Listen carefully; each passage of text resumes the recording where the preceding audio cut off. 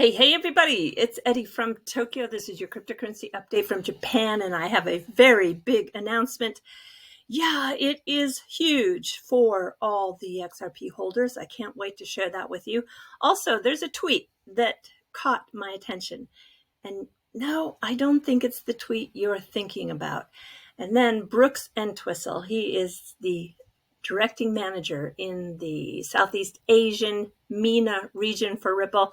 He makes a profound statement regarding Ripple and XRP in Singapore. It was uploaded just a few hours ago on the DBS, the largest bank in Southeast Asia, on their YouTube channel. I can't wait to share that with you. So the market as a whole, well, it's pretty strong. Bitcoin has had a modest gain. It's at 62,896. The crypto market, the global crypto market as a whole is 2.6 trillion. That's pretty darn good. It's not the highest it's ever been. The highest is a little bit higher than that, which we reached on Thursday of this last week. But there are some serious gains coming into the alts. We have Curve up 21%, 79% up on the 7-day. And then Secret up 35%, 84% up on the 7-day. That particular native coin is on the Secret network. It's a blockchain for data privacy. It's a very interesting product. The meme coins, however, this is such an unusual time in the space to see these meme coins. Some of them come and go. Some of them stick around. But there is a meme coin called Samoyed, after the husky dog, the Samoyed dogs that are so lovable. It's up 49%, 425% up on the 7-day. I just don't know. It's kind of fascinating for me to see the money flow into these coins, which have zero utility. It's pure speculation on fear and greed, which are pretty powerful when it comes to some short-term price action. But at the end of the day, don't ever forget that, yes, utility does matter, and it will be those that have utility that can go through these crazy phases. So I'm just kind of having fun. No, I don't really dabble in the memes, but I do find them kind of fascinating just to see the movement. I am truly one of those who is going to be a long-term holder of the ones that have real utility. All right, so you probably won't see a lot of meme talk on this particular channel. I'm sorry about that. Many people who were watching Twitter today caught this particular tweet from Brian Armstrong, where he shared Dr. Rosalind Layton's article that she wrote, and it was something she published, or Forbes published, on the 30th of August. And it's a very good article. It was pointing out the missteps by the SEC and also the XRP Army marching into battle. I can tell you, it's never been easy to be part of the Army. For years, we have been looked down upon. We've been made fun of. We've been ridiculed, and everything else in between, but not anymore.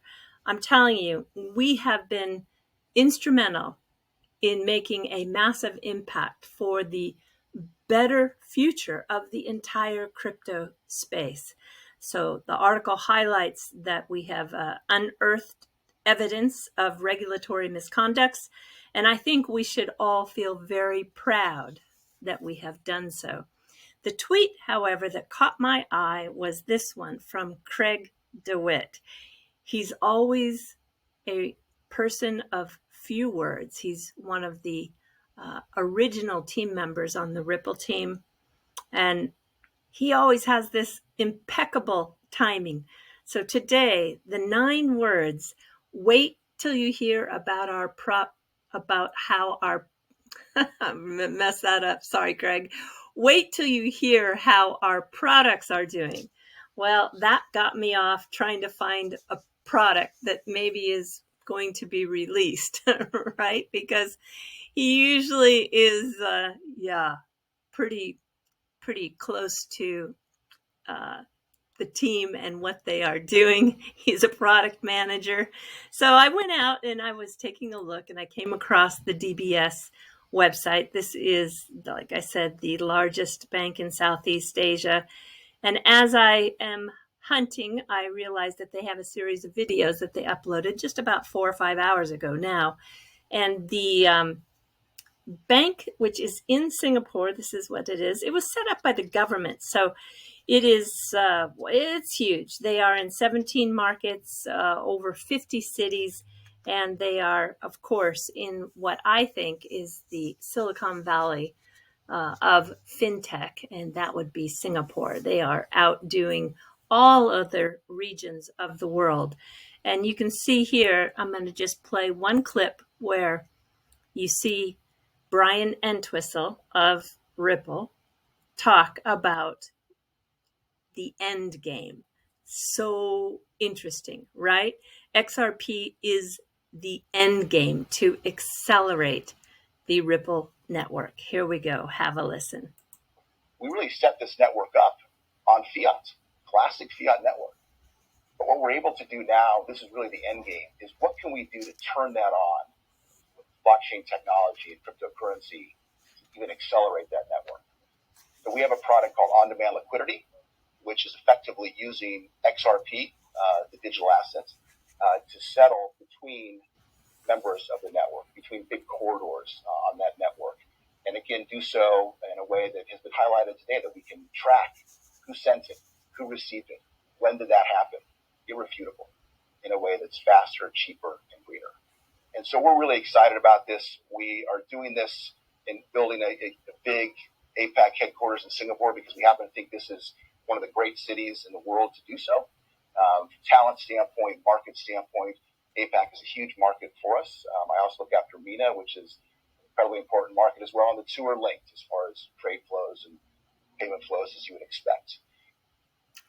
Yep, as you would expect. And so I was, thinking about maybe we would see a brand new corridor announced with the coming of Mr. Kitao, the CEO of SBI. He'll have his quarterly investors relations presentation coming up this week. I'm going to guess it's going to happen on Thursday or Friday. And I tweeted out to him, hey, this is a good time to announce a new corridor to show Gensler is totally wrong. Here is this portion of the clip. Let me play for you. We have a good example of that at Ripple with SBI in Japan. That's our JV partner. They're an investor. And they're our vehicle through which we approach the Japan and Korean market, which, by the way, have massive flows this way on our network. And so that's been a great model for us. And I think they would say a good model for them as well, as they have exposure to what we're trying to do on the technology side. Yeah, nice to know there's some massive flows going from this part of Asia down into Southeast Asia. I think if Ripple ever were to relocate, it would most definitely be Singapore. Yeah, I don't think it would be Japan or Switzerland or London. No, I'm pretty sure it would be Singapore.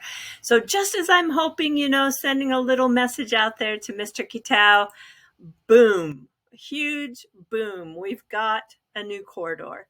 This is Ripple's first on-demand liquidity corridor in the Middle East. 78 billion when you combine Saudi Arabia and the UAE. This is the second of the top 3 corridors in the world, and the UAE is going to go live with People. So it's PYYPL, pronounced like people. And it is a non-bank digital financial service provider. And they are going to do it with the mobile phone. They're 100% compliant.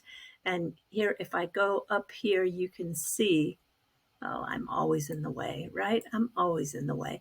You can see where they are active. So United Arab Emirates, Bahrain, Kazakhstan, Kenya, Mozambique, Sierra Leone, Jordan, Nigeria, Kuwait, Saudi Arabia, South Africa, and Namibia.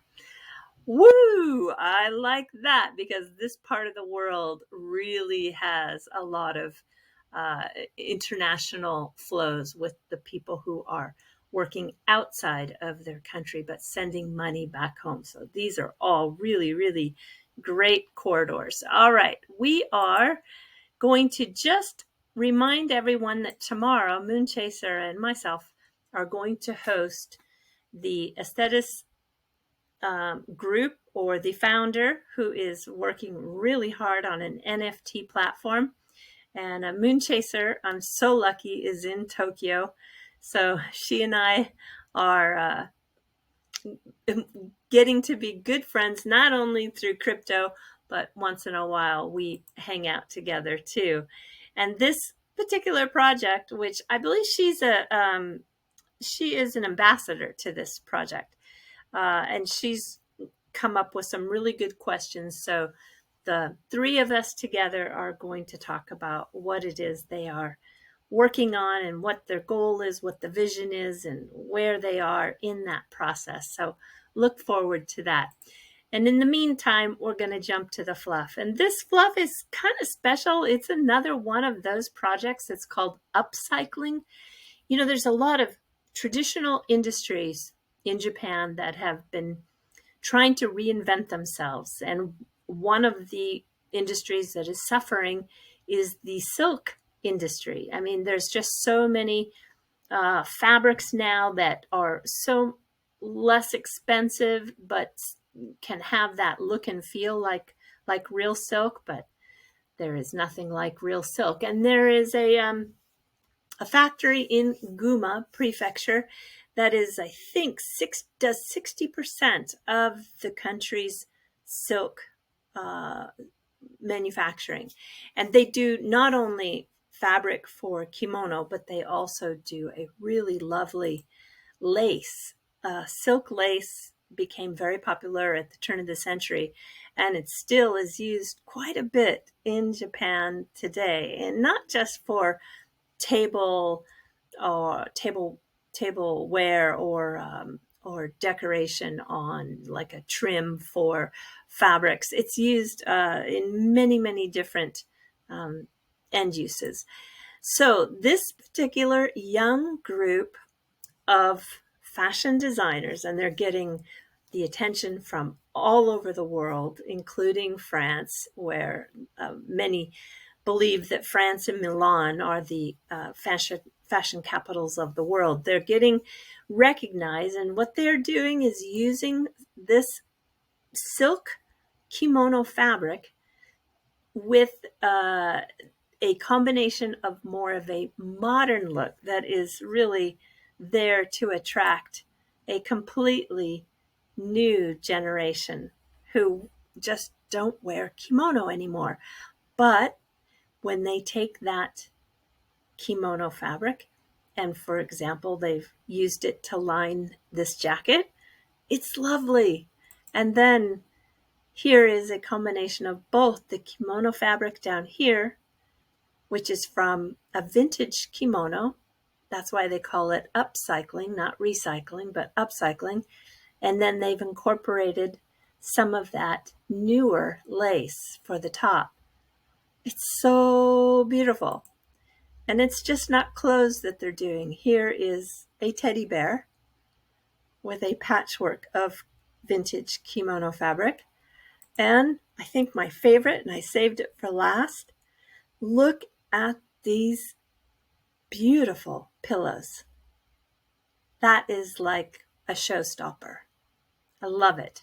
I'm going to put a link to their store in the description below if it interests you. Yeah, throw them some support. All right, everybody, do take care. Sayonara for now. Bye-bye.